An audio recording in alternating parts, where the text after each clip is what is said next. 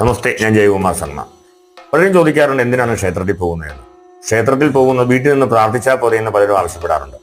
പക്ഷേ അതിൽ നിന്നൊരു വ്യത്യസ്തത നമുക്ക് കാണാനായിട്ട് സാധിക്കുന്നത്, ക്ഷേത്രത്തിന്റെ ശ്രീകോവിൽ എന്ന് പറയുന്നത് വളരെ ആറ്റോമിക് എനർജി പോലെയുള്ള വളരെ ശക്തമായ ഊർജ പ്രസരണമുള്ള ഒരു സ്ഥലമാണ്. ശ്രീകോവിലിന്റെ ഉള്ളിൽ അതേ രീതിയിലുള്ള ഒരു താന്ത്രിക സംവിധാനത്തിലാണ് അവിടെ പ്രതിഷ്ഠ നടത്തിയിരിക്കുന്നത്. നിത്യേനയുള്ള മന്ത്രജപങ്ങളും പൂജാവിധാനങ്ങളും കൊണ്ട് അവിടെ നിന്ന് ശക്തമായ ഊർജത്തിന്റെ പ്രവാഹം നമ്മളിലേക്ക് പ്രവഹിക്കുന്നു എന്നുള്ളതാണ് ക്ഷേത്ര ദർശനം കൊണ്ടുണ്ടാകുന്നത്. നമ്മുടെ നിത്യേന ഉണ്ടാകുന്ന പലതരത്തിലുള്ള വൈകാരികമായിട്ടുള്ള ശോഭങ്ങൾ കൊണ്ടോ അല്ലെങ്കിൽ നമ്മൾ ചെയ്യുന്ന ഓരോ പ്രവർത്തനങ്ങൾ കൊണ്ടോ നമ്മുടെ പ്രാണന്റെ ശക്തിക്ക് കുറവ് വരികയും ലോപം ഉണ്ടാകുകയും പ്രാണശക്തി കുറയുകയും ആ പ്രാണശക്തിയുടെ കുറവ് കൊണ്ട് ശാരീരികമായ ശക്തിക്ക് കുറവുണ്ടാകുകയും ചെയ്യും. അങ്ങനെ ഉണ്ടാകുന്ന കുറവ് പരിഹരിക്കാനായിട്ട് ക്ഷേത്ര ദർശനം ഉപകരിക്കും.